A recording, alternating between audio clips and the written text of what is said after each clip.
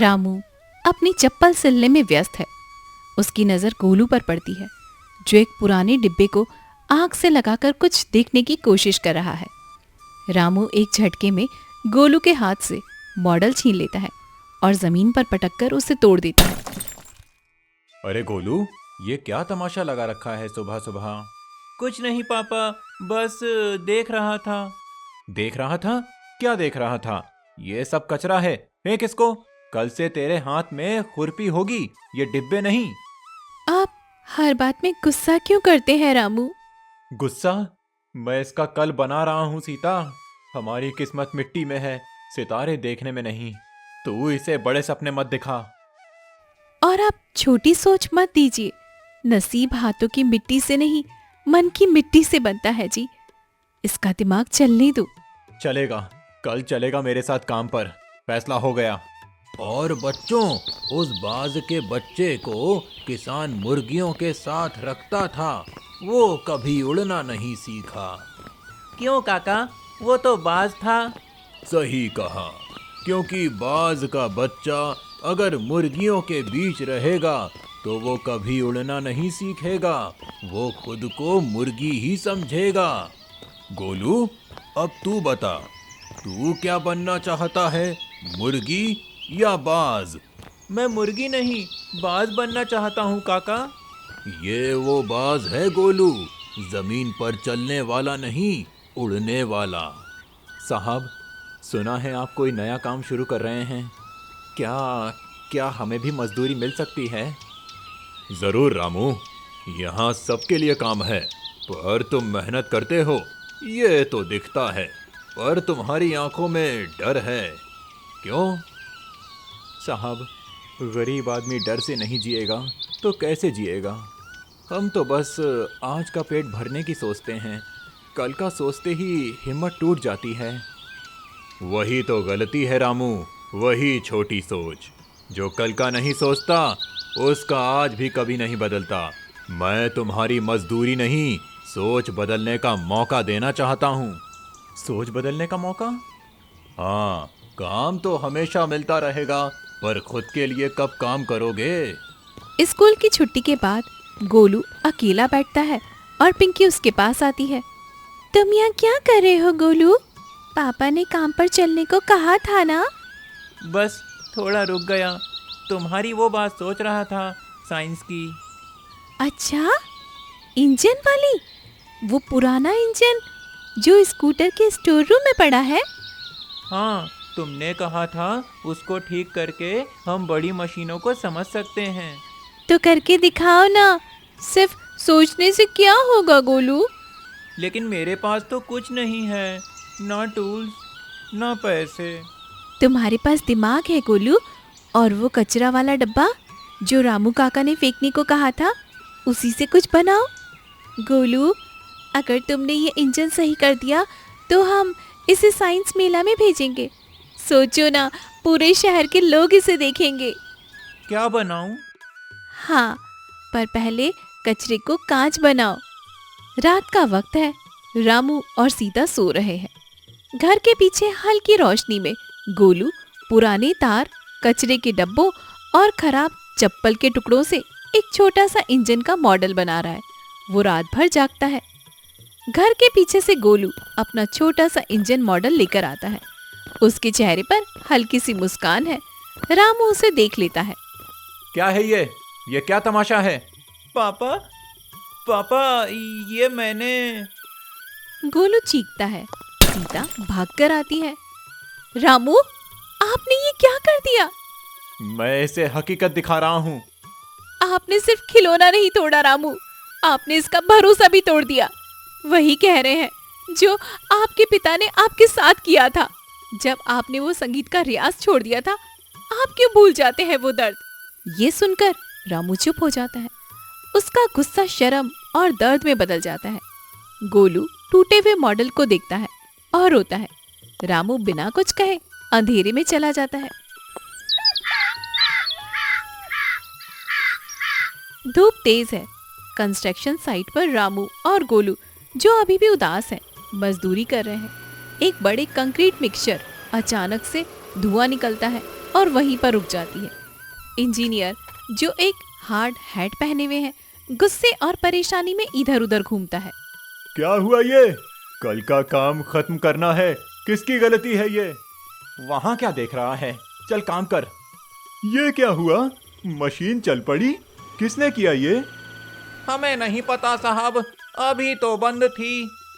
ये लड़का कौन है? इसने तो मेरा घंटों का काम मिनटों में कर दिया। रामू, तुम्हारी किस्मत मिट्टी में नहीं, इस लड़के के दिमाग में है, इसे पढ़ाओ। रामू को पहली बार अपनी छोटी सोच पर शर्म आती है। गोलू चुपके से रामू की तरफ देखता है। साहब जी, जी हुक्म। अगर गोलू ने कुछ... बैठो रामू, गुस्से में क्यों हो? तुम्हारा बेटा तो घंटों का काम मिनटों में कर गया। मुझे कुछ नहीं पता साहब, वो तो बस मिट्टी नहीं रामू, तुम्हारी किस्मत मिट्टी में नहीं है, तुम्हारी किस्मत इस बच्चे के दिमाग में है। तुम उसे मिट्टी ढोने भेजते हो, जबकि वो मशीन ठीक करने के लिए बना है। मैं हमेशा उसे रोकता रहा, मैं तो बस... तुम अपनी छोटी सोच से उसे रोक रहे थे रामू, तुम्हारी हिम्मत टूट गई थी, तुम उसे भी तोड़ना चाहते थे। अब मत तोड़ो, इसे पढ़ाओ, आगे बढ़ने दो। साहब जी, जी हुक्म। अगर गोलू ने कुछ... बैठो रामू, गुस्से में क्यों हो? तुम्हारा बेटा तो घंटों का काम मिनटों में कर गया। मुझे कुछ नहीं पता साहब, वो तो बस मिट्टी नहीं रामू, तुम्हारी किस्मत मिट्टी में नहीं है, तुम्हारी किस्मत इस बच्चे के दिमाग में है। तुम उसे मिट्टी ढोने भेजते हो, जबकि वो मशीन ठीक करने के लिए बना है। मैं हमेशा उसे रोकता रहा, मैं तो बस... तुम अपनी छोटी सोच से उसे रोक रहे थे रामू, तुम्हारी हिम्मत टूट गई थी, तुम उसे भी तोड़ना चाहते थे। अब मत तोड़ो, इसे पढ़ाओ, आगे बढ़ने दो। रामू चुप हो जाता है, उसका सर शर्म से झुक जाता है। उसे पहली बार अपनी छोटी सोच पर शर्म आती है कि वो गोलू की टूटी हुई इंजन मॉडल को याद करता है। ठीक है साहब, फैसला हो गया। अब वो मिट्टी नहीं ढोएगा, वो उड़ना सीखेगा। रामू पंचायत घर से वापस घर पर लौट रहा था। उसका चेहरा अभी भी शर्म और सोच में डूबा हुआ है।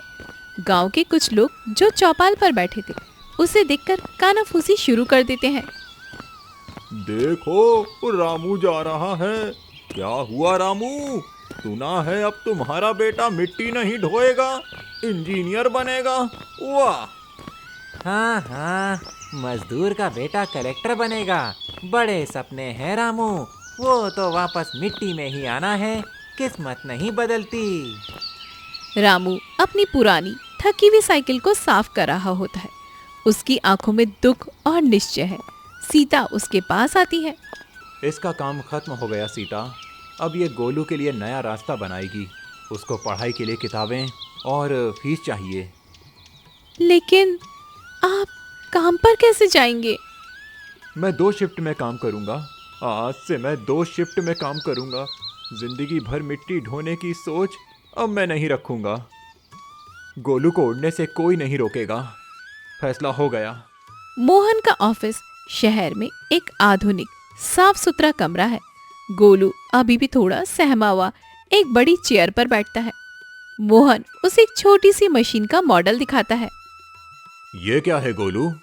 सर, ये एक मशीन है। सही कहा, पर तुम्हारी नजर में ये क्या है? पैसे कमाने का जरिया या किसी की मुश्किल आसान करने का रास्ता? मुश्किल आसान करने का रास्ता। बिल्कुल, तुम्हारे पापा सक्सेस की सोच रखते थे, सिर्फ मजदूरी, सिर्फ आज का पेट, और तुम माइंड सेट की सोच रखते हो। माइंडसेट? हाँ, सफलता तो कल मिलेगी या नहीं, कौन जानता है, पर अच्छी सोच तुम्हारा कल बनती है, याद रखना ये बात। गोलू, पैसे कमाने के लिए नहीं, समस्या हल करने के लिए काम करो। जब तुम लोगों की जिंदगी बेहतर बनाओगे तो दौलत और शोहरत खुद ही तुम्हारे पीछे चलकर आएगी। ठीक है सर, समझ गया। गोलू स्कूल की लाइब्रेरी कॉर्नर में अकेला बैठा होता है। उसके चेहरे पर उदासी और थकान है। शहर के कुछ अमीर बच्चे उसके पास आते हैं और उस पर हंसते हैं। देखो देखो, ये वो गांव वाला है ना? ओ, इसकी किताबों से मिट्टी की खुशबू आती है। यहाँ क्या कर रहा है? गोलू चुपचाप अपनी किताबें बंद कर लेता है। उसकी आंखों में आंसू है। वो हार मानकर वहां से उठकर जाने ही लगता है। तभी वहां पर पिंकी आती है। गोलू, गोलू, गोलू कहाँ जा रहे हो? वापस गांव जा रहा हूँ पिंकी, मैं यहाँ फिट नहीं होता। मत भूलो गोलू, तुम बाज हो, मुर्गी नहीं। मुर्गी डरती है, बाज नहीं। तुम्हारी सोच तुम्हारा सबसे बड़ा हथियार है। अब चलो और उन्हें दिखाओ कि गांव वाला क्या कर सकता है। एक बड़ा सा हॉल है, बहुत भीड़ है वहां पर। Golu solar power point pump model के पास खड़ा है, जो एक छोटे से खेत के मॉडल को पानी दे रहा है। उसका चेहरा आत्मविश्वास से चमक रहा है। जज उसे गौर से देख रहे हैं। गोलू, तुम्हारे मॉडल की खासियत क्या है? सर, ये सस्ता है, इसमें बिजली नहीं लगती और ये गांव के किसानों की सबसे बड़ी समस्या पानी की कमी को हल करता है। ये माइंडसेट की सोच है सर। शानदार। थोड़ी देर बाद नतीजा घोषित होता है। हॉल तालियों से गूंज उठता है और इस बार इंटर स्कूल साइंस कंपटीशन में गांव के गोलू ने अपने सोलर पंप मॉडल से पूरे स्टेट को हरा दिया है। टीवी स्क्रीन पर गोलू की झलक दिखती है ट्रॉफी के साथ। और इस बार इंटर स्कूल साइंस कंपटीशन में गांव के गोलू ने अपने सोलर पंप मॉडल से पूरे स्टेट को हरा दिया है। हमारा बेटा टीवी पर है, मैंने कहा था ना, उसका दिमाग, वो तो बाज है सीता, वो तो बाज है। हाँ रामू, वो उड़ना सीख गया। गोलू ट्रॉफी और मॉडल के साथ गांव वापस आता है। पूरा गांव उसे देखने के लिए इकट्ठा होता है। मोहन काका, श्याम, रामू और सीता के हाथ खड़े हैं। गोलू झुककर रामू और सीता के पैर छूता है। गोलू, मेरा बाज। रामू, आज तुमने क्या सीखा? साहब, मेहनत तो गधा भी करता है, पर नसीब वो बदलता है जो इंसान की तरह सोचता है। मैंने आज सीखा कि मेरा बेटा मिट्टी ढोने के लिए नहीं, दिमाग चलाने के लिए बना है। फैसला हो गया, अब ये उड़ना सीखेगा। काका श्याम मुस्कुराते हैं। सीता की आंखों में खुशी के आंसू हैं।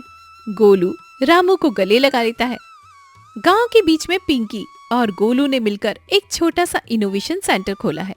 अंदर बच्चे टूटी फूटी चीजों से कुछ नया बनाना सीख रहे हैं। रामू दरवाजे पर खड़ा उन्हें गर्व से देख रहा है। तो इस पुराने रेडियो से हम क्या सीख सकते हैं, सोचो। याद है, मैंने एक डिब्बे से शुरू किया था। हर कचरा एक नया प्रोजेक्ट है। रामू, मेरा बेटा कह रहा था कि वो मिट्टी ढोएगा, लेकिन आज वो यहाँ है। तुमने वो गलती नहीं की जो मैंने की थी। मैंने अपनी छोटी सोच फेंक दी रामू। अब कोई बाप अपने बेटे का सपना नहीं तोड़ेगा। देखा पिंकी, अब हम सब बाज बनेंगे। विशाल आधुनिक स्कूल के उद्घाटन का समारोह चल रहा है। गोलू, जो अब एक सफल इंजीनियर है, मंच पर खड़ा है। रामू और सीता बहुत गर्व से पहली पंक्ति में बैठे हैं। रामू के हाथ में अब चप्पल सिलने का औजार नहीं, पर एक नई चमकती हुई चप्पल है। लोग कहते हैं हालात बुरे हैं, मैं कहता हूँ सोच बुरी है। हालात तो बदले जा सकते हैं, पर सोच बदलने के लिए हिम्मत चाहिए। सीता, आज मेरे पास चप्पल नहीं है, पर उससे बड़ी मेरी सोच नहीं है। क्योंकि जिंदगी तब नहीं बदलती जब साल बदलता है। जिंदगी तब बदलती है जब हम अपनी सोच बदलते हैं। गांव की सुबह शांत है, लेकिन ये शांति दो अलग अलग रास्तों की गवाह बनने वाली है। एक तरफ रमेश का घर है, जहां अभाव तो है पर संतोष छलकता है, और दूसरी तरफ सुरेश की हवेली, जहां धन का शोर है। राधा, आज काम पर थोड़ा जल्दी निकलना होगा।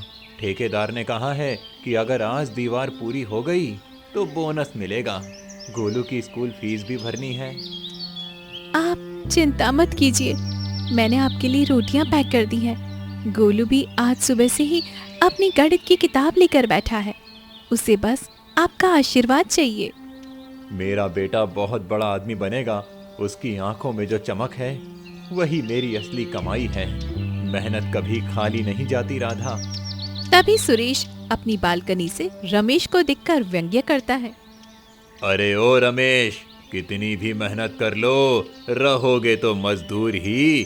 देखो इस गाड़ी को, इसकी एक हेडलाइट तुम्हारी साल भर की कमाई से भी ज्यादा महंगी है। सुरेश भाई, आपकी अमीरी आपको मुबारक। मैं तो बस अपनी मेहनत की रोटी कमाना जानता हूँ। पैसे से आराम खरीदा जा सकता है, पर सुकून तो ईमानदारी से ही मिलता है। सुरेश, किसी की गरीबी का मजाक उड़ाना अच्छी बात नहीं है। रमेश भाई मेहनत कर रहे हैं, हमें उनका सम्मान करना चाहिए। पैसा आज है, कल नहीं। संस्कार और स्वभाव ही अंत तक साथ देते हैं। तुम चुप रहो रानी, तुम्हें व्यापार की समझ नहीं है। दुनिया पैसे वालों के आगे झुकती है, मेहनत करने वालों के आगे नहीं। जिसके पास नोटों की गड्डी है, नियम उसके लिए बनते हैं। समय बीतता गया। रमेश का बेटा गोलू अपनी किताबों में दुनिया तलाशता रहता है और सुरेश का बेटा विक्की अपने पिता की दौलत के नशे में चूर है। घमंड की दीवार अक्सर ऊंची तो होती है, पर उसकी नींव कच्ची होती है। शुक्रिया पापा, मुझे किताबों की क्या जरूरत। जब जेब में पैसा हो तो डिग्री वाले मेरे ऑफिस में काम करेंगे। देखिए कल मैं कैसे अपने दोस्तों के बीच धाक जमाता हूँ। सुरेश, आप उसे बिगाड़ रहे हैं। उसे मेहनत की कीमत सिखाना जरूरी है। ऐसे तो वो कभी भी जीवन की कठिनाइयों का सामना नहीं कर पाएगा। तुम फिर शुरू हो गई रानी। विक्की मेरा वारिस है, उसे संघर्ष करने की क्या जरूरत। संघर्ष तो रमेश जैसे लोग करते हैं। बेटा गोलू, आज तुम्हारी स्कॉलरशिप का इम्तिहान है। मेरे पास तुम्हें देने के लिए कोई नई गाड़ी तो नहीं है, पर मेरा भरोसा तुम्हारे साथ है। बाबूजी, आपकी फटी हुई कमीज और माँ की मेहनत ही मेरी प्रेरणा है। मुझे किसी गाड़ी की जरूरत नहीं, बस आप दोनों का सिर गर्व से ऊंचा करना चाहता हूँ। जाओ बेटा, तुम्हारी मेहनत का फल ईश्वर तुम्हें जरूर से देंगे। 10 साल बीत जाते हैं। कहते हैं कि घमंड का सर हमेशा नीचा होता है। सुरेश ने गलत व्यापारिक फैसलों और विक्की की फिजूल खर्ची के कारण अपनी सारी संपत्ति खो दी। उधर रमेश की मेहनत रंग लाई। रानी, अब क्या होगा? बैंक वालों ने घर खाली करने का नोटिस दे दिया है। विक्की ने भी हाथ खड़े कर दिए हैं। वो कहता है कि उसे कुछ काम करना नहीं आता। मेरा सब कुछ खत्म हो गया। बड़ी गाड़ी उनके घर के सामने आकर रुकती है। उसमें से एक सूट बूट पहना युवक उतरता है। वो गोलू है, जो अब शहर का बड़ा अधिकारी है। पीछे से रमेश और राधा भी आते हैं। मुझे अपनी गलती का एहसास हो रहा है। मैंने रमेश का मजाक उड़ाया था और आज मेरे पास सिर छुपाने की जगह भी नहीं है। सुरेश भाई, परेशान मत होइए। समय बुरा है, पर इंसानियत अभी खत्म नहीं हुई है। रमेश, तुम यहाँ देखो मेरी हालत। मैं कितना गलत था। मैंने तुम्हें मजदूर कहा था और आज मेरा बेटा किसी काम का नहीं रहा। अंकल, पिताजी ने मुझे हमेशा सिखाया कि किसी के बुरे वक्त पर हंसना नहीं चाहिए। आपको अगर किसी भी मदद की जरूरत है तो आप हमें बता सकते हैं। हम आपके पड़ोसी हैं। रमेश, मुझे माफ कर दो। आज समझ आया कि असली दौलत पैसा नहीं, बल्कि अच्छी परवरिश और मेहनत का फल है। तुमने जो सुकून की बात की थी, वो आज मुझे तुम्हारी आंखों में दिख रही है। शाम ढल रही है। मंदिर की सीढ़ियों पर पंडित हरिदास और गोलू बैठे हैं। सुरेश वहां से गुजरता है। जीवन के मूल्यों और धन के बीच एक गहरा संवाद शुरू होता है।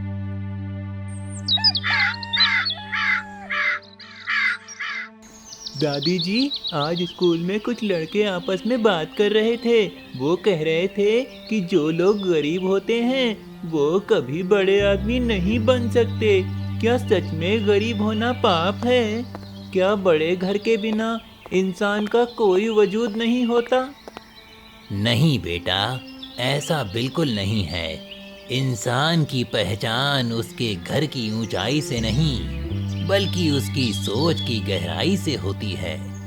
तुम इस डूबते हुए सूरज को देखो। क्या ये सिर्फ महलों को रोशनी देता है? नहीं, ये सबको बराबर चमक देता है। ज्ञान और संसार ही वो असली धन है जिसे कोई तुमसे कभी नहीं छीन सकता। पंडित जी, आप भी इन बच्चों को कैसी ख्याली बातें सिखा रहे हैं। सच्चाई ये है कि आज की दुनिया में जिसके पास पैसा है उसी की इज्जत है और उसी का भविष्य सुरक्षित है। मेरा बेटा शहर के सबसे महंगे स्कूल में इसीलिए पढ़ रहा है क्योंकि मेरे पास बैंक बैलेंस है। बिना पैसों के कोई भविष्य नहीं होता। सुरेश, पैसा केवल एक साधन है, साध्य नहीं। ये एक बीज की तरह है। अब ये तुम पर निर्भर करता है कि तुम उसे कैसी मिट्टी में बोते हो। अगर पैसे को अहंकार की जमीन पर बोओगे तो उससे मिलने वाले फल हमेशा कड़वे ही होंगे। इंसान का भविष्य उसकी तिजोरी से नहीं, बल्कि उसके चरित्र से तय होता है। चरित्र की बात सुनने में अच्छी लगती है पंडित जी, लेकिन हकीकत में इनसे पेट नहीं भरता। दुनिया बहुत आगे निकल चुकी है और यहाँ सिर्फ वही टिकता है जिसकी जेब भारी हो। मुझे अपनी एक बड़ी बिजनेस डील के लिए निकलना है। इन बातों के लिए मेरे पास वक्त नहीं है। भागो सुरेश, जितना भागना है भागो, पर याद रखना, जब आंधी आती है तो बड़े और भारी पेड़ ही सबसे पहले टूट कर गिरते हैं, जबकि छोटी और लचीली घास सुरक्षित बच जाती है। संस्कार ही वो जड़ है जो इंसान को मुश्किल वक्त में थामे रखती है। तो दादाजी, क्या इसका मतलब ये है कि अगर मैं खूब पढ़ाई करूं और अच्छा इंसान बनूं तो मैं भी बड़ा आदमी कहलाऊंगा, भले ही मेरा घर छोटा हो? बिल्कुल बेटा, इतिहास गवाह है कि दुनिया के सबसे महान लोग महलों में नहीं बल्कि अभाव में पले बढ़े हैं। उनकी महानता उनके धन से नहीं बल्कि उनकी बुद्धि और उनके नेक इरादों ने लिखी है। तुम बस अपने चरित्र को साफ रखना, सफलता खुद तुम्हारे पीछे आएगी। आप अपनी सादगी अपने पास रखिए पंडित जी। मैं तो बस इतना जानता हूँ कि पैसा है तो सब कुछ है। प्रणाम। ईश्वर तुम्हें सद्बुद्धि दे सुरेश। बेटा गोलू, सूरज ढल चुका है, चलो अब घर चलें। याद रखना, अंधेरा कितना भी गहरा क्यों ना हो, एक छोटा सा दिया उसे हराने की ताकत रखता है। वही दिया तुम्हें अपने भीतर जलाना है। सुरेश अपने अहंकार और धन की चमक में आगे बढ़ गया है, लेकिन गोलू के मन में पंडित जी की बातों ने एक नया विश्वास पैदा कर दिया था। उसने समझ लिया था कि असली अमीरी दिल और दिमाग की होती है, जेब की नहीं। मंदिर की घंटियां बजने लगी हैं और शाम की शांति में एक बड़ा सबक गूंजने लगा है। समय का पहिया बदला। सुरेश का अहंकार व्यापारिक घाटे में बह गया और वो कंगाल हो गया। दूसरी ओर रमेश के बेटे ने अपनी मेहनत से सफलता की नई ऊंचाइयों को छू लिया है। रमेश, क्या आपने खबर सुनी? हमारे गोलू ने जिला स्तर की परीक्षा में पहला स्थान प्राप्त किया है। सरकार की तरफ से उसे बड़ी छात्रवृत्ति मिली है। अब उसकी आगे की पढ़ाई के लिए हमें किसी के सामने हाथ फैलाने की जरूरत नहीं पड़ेगी। ये सब तुम्हारी अच्छी परवरिश और पंडित जी के आशीर्वाद का फल है राधा। हमने मुश्किल वक्त में भी कभी हार नहीं मानी और ईमानदारी का रास्ता नहीं छोड़ा। ईश्वर ने देख लिया कि हमारी नीयत साफ है। सच कहा आपने। जो लोग हमें तुच्छ समझते थे, आज वही लोग गोलू की तारीफ करते थकते नहीं है। मेहनत कभी भी बेकार नहीं जाती है सुरेश। रमेश, क्या तुम मुझे कुछ पैसे उधार दे सकते हो? मेरा सब कुछ बिक गया। व्यापार में ऐसा घाटा हुआ कि सड़क पर आ गया हूँ। जिन रईसों और रसूदखोर दोस्तों पर मुझे बहुत घमंड था, आज संकट की घड़ी में उन सब ने मुझसे मुंह मोड़ लिया। कोई मेरा फोन तक नहीं उठा रहा। भाई साहब, आप ये क्या कह रहे हैं? आप अंदर तो आइए। उधार की बात करके मुझे पराया मत कीजिए। आप हमारे बड़े भाई हैं। माना कि हमारे पास बहुत धन दौलत नहीं है, लेकिन जो भी रूखा सूखा हमारे पास है हम सब मिल बांट कर खा लेंगे। जब तक हम हैं, आपको फिक्र करने की ज़रूरत नहीं है।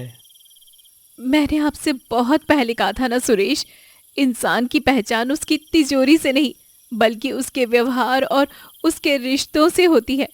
देखो, आज वही रमेश और राधा हमारी मदद के लिए हाथ बढ़ा रहे हैं, जिन्हें तुम कभी अपनी बराबरी का भी नहीं समझते थे। आज हमें अपनों की अहमियत समझ आ रही है। मुझे माफ कर दो रमेश। मेरी आंखों पर अहंकार की पट्टी थी।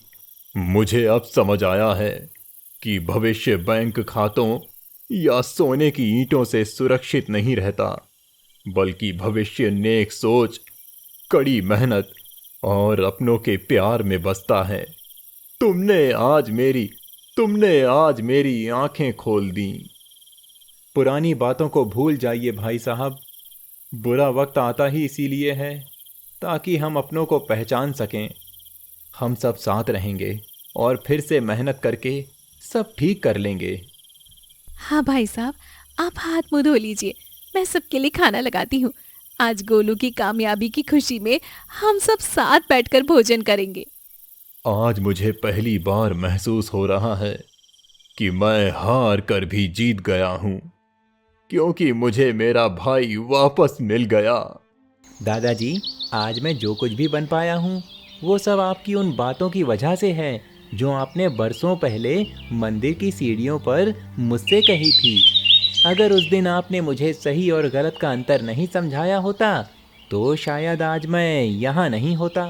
समय का पहिया अपनी गति से घूमता रहता है। संघर्ष और मेहनत के दिन अब बीत चुके हैं। छोटा सा गोलू अब एक बड़ा अधिकारी बन चुका है। वो शहर की चकाचौंध को पीछे छोड़कर अपने गांव वापस आता है ताकि उन लोगों का आशीर्वाद ले सके जिन्होंने उसे गढ़ा है।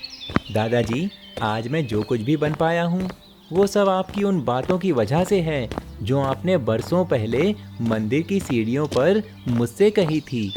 अगर उस दिन आपने मुझे सही और गलत का अंतर नहीं समझाया होता तो शायद आज मैं यहाँ नहीं होता। खुश रहो बेटा, खूब तरक्की करो। तुमने आज ये साबित कर दिया कि जब इंसान के सामने दो रास्ते या दो सोच होती हैं तो अंत में जीत उसी की होती है जो दूसरों का भला चाहता है और जिसे अपनी मेहनत पर पूरा भरोसा होता है।